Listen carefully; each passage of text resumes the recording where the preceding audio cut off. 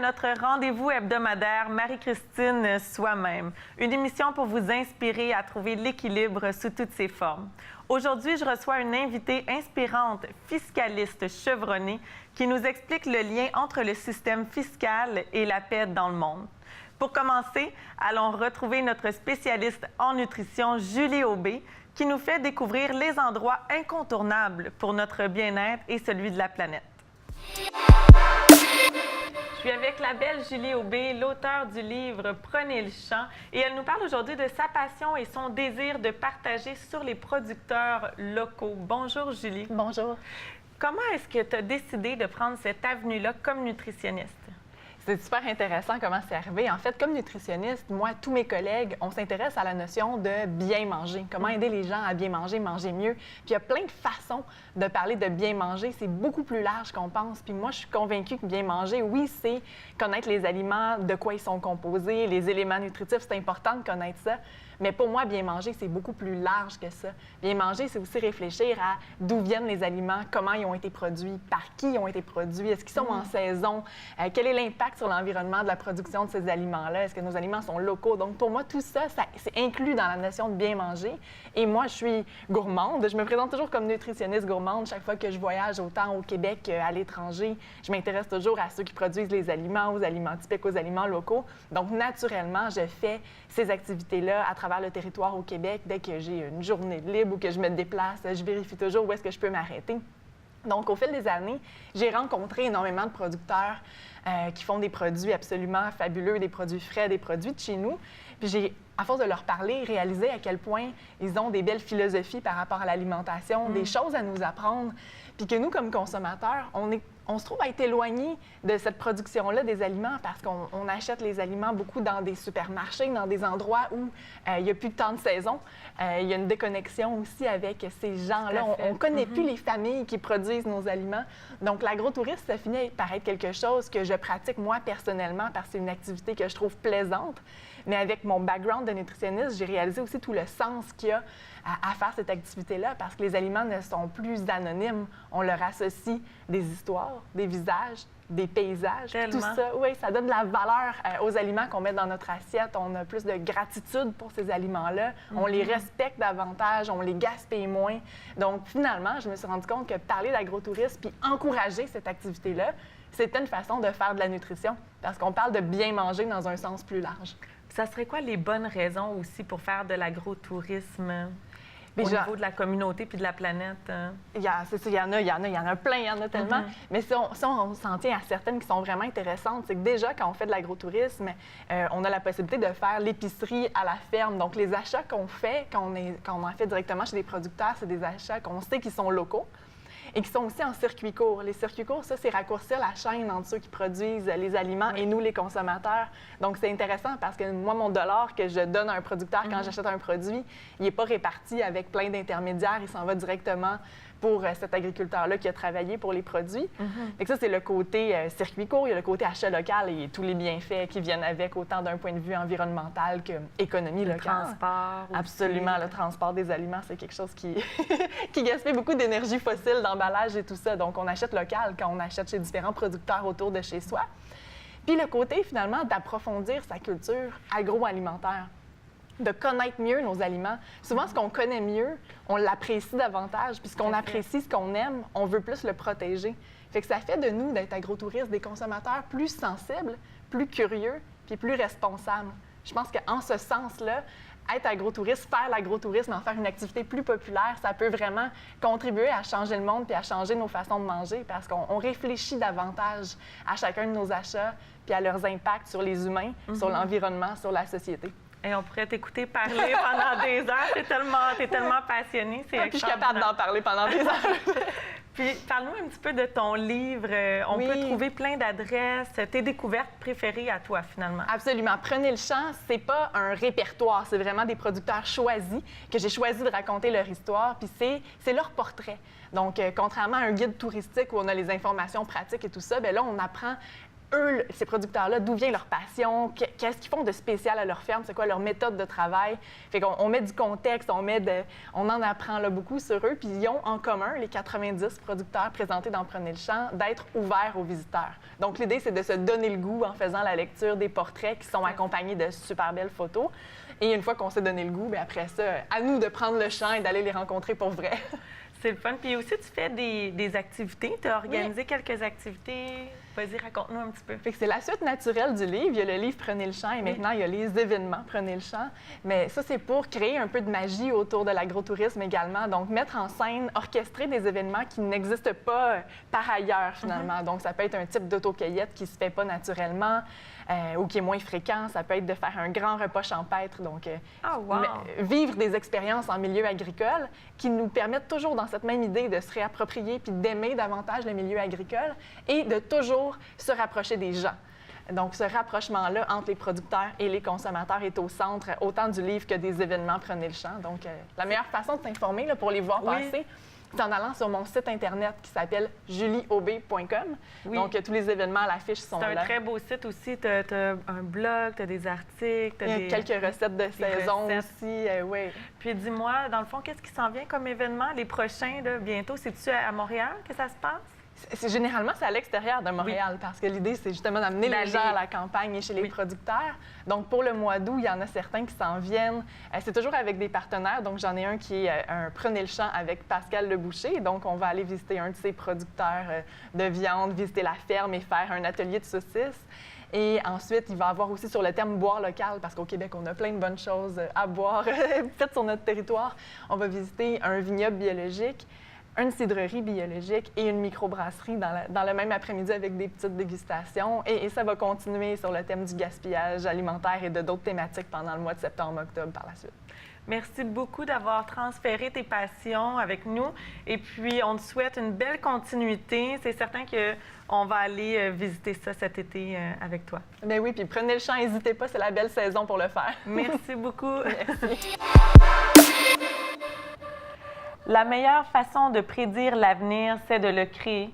C'est la citation préférée de ma prochaine invitée, Nathalie Saint-Pierre, qui est fiscaliste chevronnée. Elle est l'auteure de l'article « La lacune du système fiscal est une menace à la paix ». Bonjour Nathalie. Bonjour Marie-Christine. Merci d'avoir accepté l'invitation. Bien, merci pour l'invitation. Parle-moi un petit peu comment le système fiscal a un lien avec la paix dans le monde.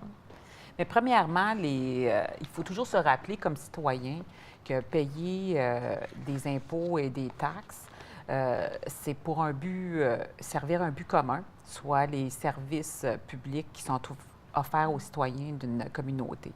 Donc, la fiscalité devient le mécanisme pour percevoir de l'argent, pour ensuite permettre à la communauté d'avoir des services publics comme des écoles, des hôpitaux, des routes, des ponts qui ne tombent pas. Donc, le lien, c'est évidemment, si jamais il y a des problèmes dans les règles pour percevoir la fiscalité et les sommes nécessaires pour permettre des bons services publics, à ce moment-là, les citoyens se sentent abandonnés. Ils ne sentent pas recevoir les services attendus et c'est là qu'il y a du mécontentement, de la grogne. Et évidemment, en descendant plus loin, on peut aller avec des problèmes de la paix. Puis tu parles même aussi de l'impact des fonctionnaires qui ne sont pas vraiment au devoir des citoyens? Bien, je pense que quand on regarde l'histoire du monde, les humains ont toujours trouvé des moyens pour améliorer leur sort. Puis je pense qu'on peut dire qu'on regarde en 2017, puis il faut quand même apprécier, certainement au Canada, la situation dans laquelle nous sommes. Néanmoins, il y a toujours possibilité de s'améliorer. Puis je pense qu'une des pistes d'amélioration, c'est vraiment de ne pas oublier que les fonctionnaires, qu'on appelle en anglais des civil servants, sont vraiment au service des citoyens. Et à cause de plusieurs abus dans le passé, où est-ce que les politiciens, lorsqu'il y avait des changements de régime, décidaient de se débarrasser de tous les fonctionnaires qui étaient déjà présents, on a mis en place, il y a plus de plusieurs décennies, un principe de sécurité d'emploi. Puis, bien que l'idée est très bonne, parce qu'on ne veut pas que les fonctionnaires qui sont au service des citoyens puissent se faire bousculer par des élus qui sont là temporairement, néanmoins, on a peut-être poussé un peu trop loin, puis il y a peut-être un manque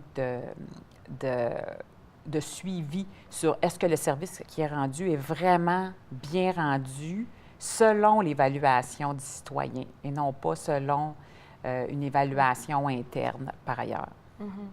Puis tu parles aussi de la difficulté du gouvernement à répondre aux besoins de la population, puis le fait qu'ils vont favoriser plus la prospérité, puis ça va entraîner même plus de pauvreté, plus d'instabilité.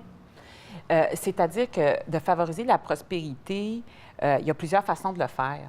Puis, je pense qu'on entend beaucoup parler dernièrement, dans les dernières années, de l'importance de l'entrepreneuriat. Puis, je partage tout à fait cette conviction-là, parce que si on regarde les études, entre autres, qui sont publiées par l'OCDE, qui est un organisme international qui vérifie le développement économique à travers le monde, quand on regarde ça, c'est clair que les PME, donc les entrepreneurs sont le moteur du développement économique et de l'activité économique, puis partout dans le monde. Puis c'est vrai également au Québec et au Canada. Et quand on veut venir dire, bien, on veut faire de la prospérité, bien, à ce moment-là, il faut juste venir vérifier est-ce que les mesures qui sont prises sont réellement efficaces et contribuent réellement à aider ce secteur très important de notre société. Puis, c'est là que je remarque qu'il y a peut-être, j'ai des doutes à ce que ça soit vraiment efficace et d'où le pont que je fais entre les problèmes de la fiscalité. Entre autres, on a entendu beaucoup parler dans les dernières années de l'évasion fiscale internationale.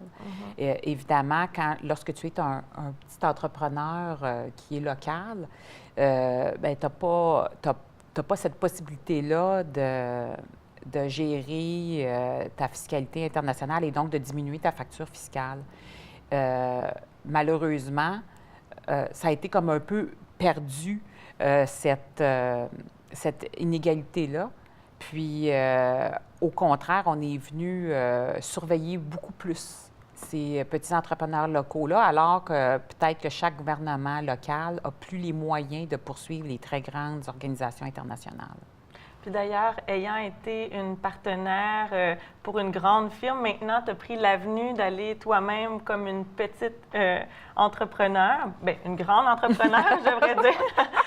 Et ça serait quoi ton objectif avec ce projet-là, ce nouveau projet-là pour toi? Donc, la prochaine portion de ma vie, après avoir fait un cheminement, j'ai eu la chance d'aller en grand cabinet d'experts. Ensuite de ça, pour une très grande entreprise canadienne.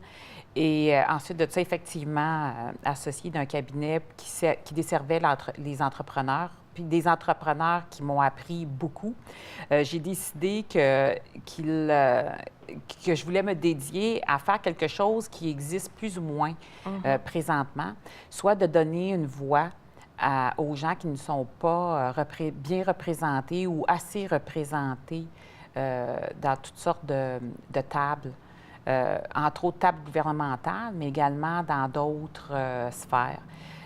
Donc, je me suis aperçue, en étant moi-même entrepreneur, puis en m'imposant dans certains cercles, qu'il y avait des voix qui n'étaient pas entendues. Puis ce sont des voix importantes. Encore une fois, je crois que l'entrepreneuriat, c'est le cœur de plusieurs sociétés partout dans le monde. Et si ils ne sont pas là pour s'exprimer et surtout pour être compris, pour être bien compris, je crois qu'on rate des opportunités et de développement économique, mais de sérénité, de productivité dans une société paisible. Tout à fait. Puis, tu parles d'un nouveau système avec une nouvelle approche différente. Est-ce que tu peux nous dévoiler un petit peu qu'est-ce que tu aimerais favoriser par rapport avec les collaborations puis à l'innovation? Bien, je peux débuter parce que sinon, on pourrait parler toute la journée. Mais je peux débuter avec, au niveau fiscal, le système qui existe présentement a été développé dans l'après-guerre au Canada, ça fait 100 ans. Puis, je crois que le monde a beaucoup changé. Entre autres, la globalisation, le commerce mondial demande maintenant des nouvelles solutions. Puis je pense qu'on est capable de faire un système qui est beaucoup plus moderne et qui représente la réalité d'aujourd'hui du 21e siècle. Par exemple, au lieu d'essayer de faire fonctionner un système d'impôt corporatif parce que ça fait plaisir aux citoyens de penser que les entreprises paient de l'impôt, mais dans les faits, c'est vraiment juste un paiement d'avance. Donc, il y aura un moyen de faire ça autrement et d'être plus efficace dans la gestion, donc moins de fonctionnaires, et d'être plus certain des règles, et incluant aider les entrepreneurs à avoir des règles plus simples. Et ça passe par les taxes à la consommation. Oui. Donc, par exemple, on pourrait décider comme société, puis les citoyens pourraient décider de vraiment vouloir avoir une solution comme celle-là qui vient, dans le fond, imposer plus des comportements ou des produits ou des services qui sont vus comme étant peut-être moins... Comme quoi, par exemple? Comme étant moins souhaitables dans une société paisible et en santé. Mais par exemple, il y a déjà de la taxation présentement sur le tabac et l'alcool. Puis le but, c'est ce qu'on appelle des taxes sur les péchés. Puis le but, c'est vraiment de venir dire, bien, comme citoyen, tu as le droit de vouloir prendre ça, c'est légal, mais comme il y a des coûts et des conséquences, on te fait payer d'avance une taxation pour pouvoir payer après les services de santé. On peut toujours se poser la question, est-ce que c'est suffisant ce qui est fait? Mais donc, on peut arriver à la même chose pour d'autres produits. Puis on pourrait penser à des produits qui sont très polluants. Donc, on parle beaucoup de sauver l'environnement et on peut passer par la taxation, puis pas nécessairement par une taxe carbone. On peut passer par le consommateur qui fait le choix d'acheter un produit ou un service polluant, va payer d'avance sa taxation, ou encore le sucre.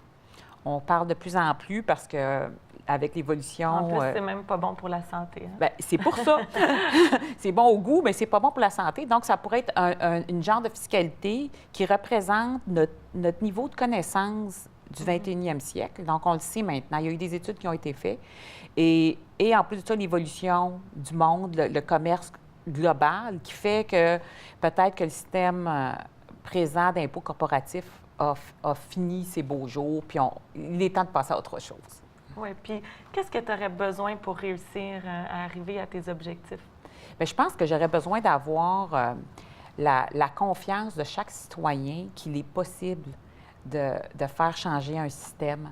Je crois que souvent, face à la grosseur du défi, l'humain a tendance à devenir... Exactement. La peur, on devient paralysé. Puis, mais je pense qu'il faut rêver grand. Puis j'aimerais ça que les citoyens aient confiance qu'il faut rêver grand. Puis en plus de ça, qu'en étant ensemble, il est possible de faire des changements comme ça. Donc, mais ça demande l'engagement citoyen. Puis de ne pas avoir peur de se dire, bien, c'est clair que tout seul, je ne peux pas faire un gros changement, mais en collaborant puis en s'associant, oui, il est possible de définir des nouveaux objectifs de société, parce que c'est ça, les citoyens, le gouvernement est là pour s'occuper des besoins des citoyens, mais les citoyens ont aussi la responsabilité d'exprimer ses besoins, ses désirs. Puis s'il y a des gens qui écoutent, qui voudraient amener... qui voudraient t'aider à arriver à tes objectifs, ils peuvent te rejoindre de quelle façon? La meilleure façon, c'est sur LinkedIn. Oui. Donc, mon profil est sur LinkedIn. Puis, je vous invite à communiquer avec moi. Vous pouvez m'envoyer des invitations en faisant référence à l'émission de Marie-Christine. Puis, vous allez également sûrement entendre parler à l'automne d'une plateforme qui va être lancée. Et encore une fois, je pense que je veux vraiment dire comment c'est important d'avoir confiance. Et d'avoir confiance que des petits gestes qui sont faits de façon coordonnée par des personnes de bonne volonté peuvent avoir un grand impact. Bon, aujourd'hui, je te vais faire des exercices que tu peux faire, c'est une routine que tu peux intégrer facilement à la maison avec ballon, petits haltères, bandes élastiques, souvent des articles qui prennent la poussière chez toi. Donc, on va s'en servir aujourd'hui. Je suis prête. On commence tout de suite avec, je me sers de mon téléphone, et non pour texter, mais tout simplement pour mettre un chrono. On va fonctionner pendant 40 secondes. OK? On va commencer avec le jump squat. Donc, c'est parti. On va balancer les bras aussi en sautant comme ça. On va y aller pour 40 secondes. OK? C'est parti. Là, je le fais en même temps que toi. Puis éventuellement, dans quelques secondes, je vais te rajouter des petites variantes qu'on peut faire. OK? Continue. Tu le faisais plus avec moi. Ben non, je suis un peu comme ça, je suis trop fatigué. Fait qu'à partir de là, ce que tu peux faire, fais des petits sauts vers l'avant, recule. On avance, on recule. Je vais perdre le micro. Ah ouais, c'est ça. Vas-y lentement. Fais la même chose à présent. Gauche, droite, comme en ski. Gauche, encore une dizaine de secondes à peu près. Lâche pas. Toujours aligner les genoux, puis on atterrit doucement. C'est bon. Continue. 5 secondes.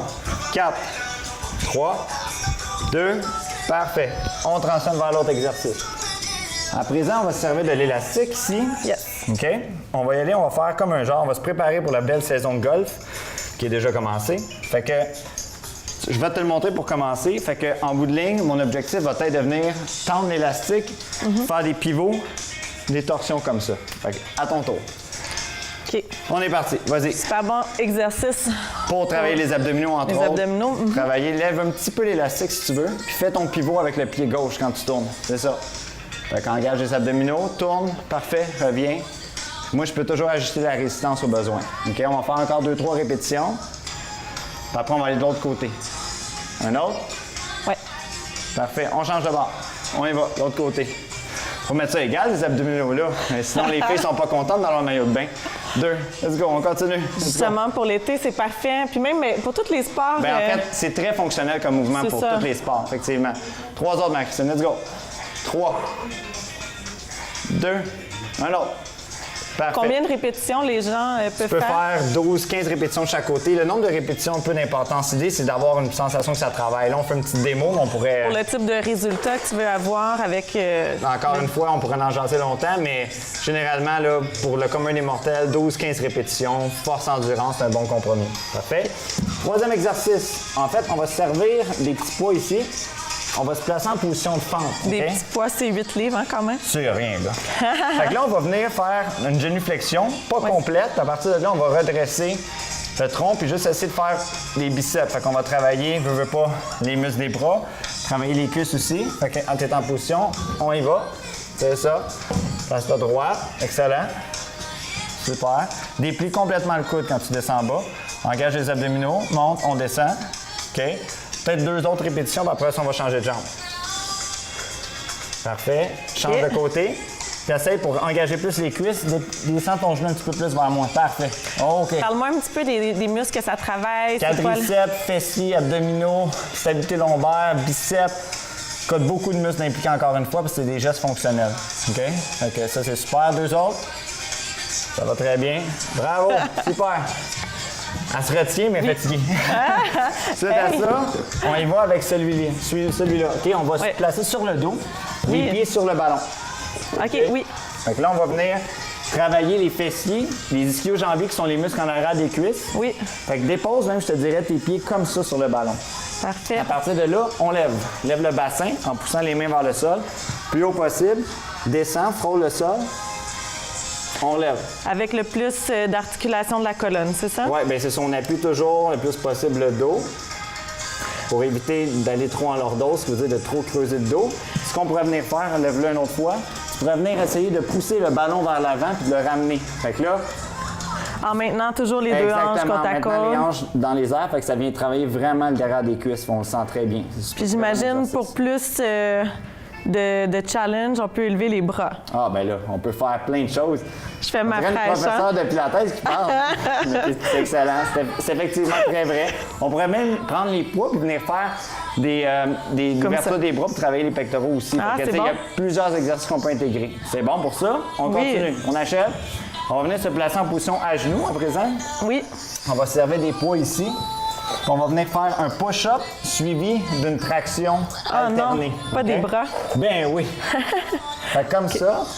Fait que là, le ballon bouge un petit peu, mais on va venir faire notre push-up. Tu peux le faire à genoux. Oui. Fait que tu viens descendre. Rendu en haut, tire d'un côté. On a-tu encore besoin du ballon? Non, on n'a plus besoin du ballon. On va l'enlever du portrait. Ben, regarde, je vais m'en servir pour m'asseoir, pour coacher. Fait que vas-y, on descend. Parfait. On remonte, on tire d'un côté.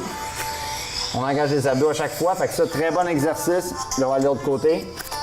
Travail des biceps, du dos, effectivement, des triceps, des épaules, des pectoraux quand on travaille. Super complet. Encore 2 autres. Let's go. Parfait. Dernière fois. Oh, commence à faiblir. Il me semble que ça descend moins vite.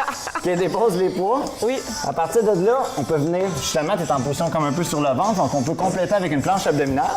OK, sur les coudes.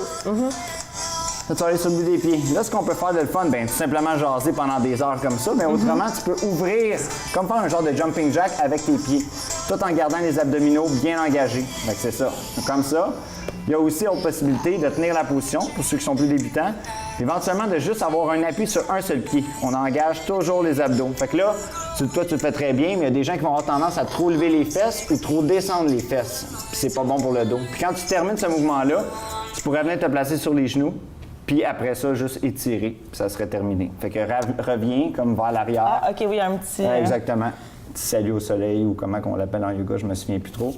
Et voilà. Yes! Bon. Bravo, super. Merci! C'est déjà tout pour cette semaine. La semaine prochaine, ne manquez pas la pétillante blogueuse Madame Labriski qui connaît un succès fou pour ses galettes santé, sans sucre et sans gras ajouté. Je reçois aussi Bruni Surin qui est non seulement un champion olympique, mais un homme impliqué dans plusieurs causes et particulièrement auprès des jeunes. C'est un rendez-vous à ne pas manquer.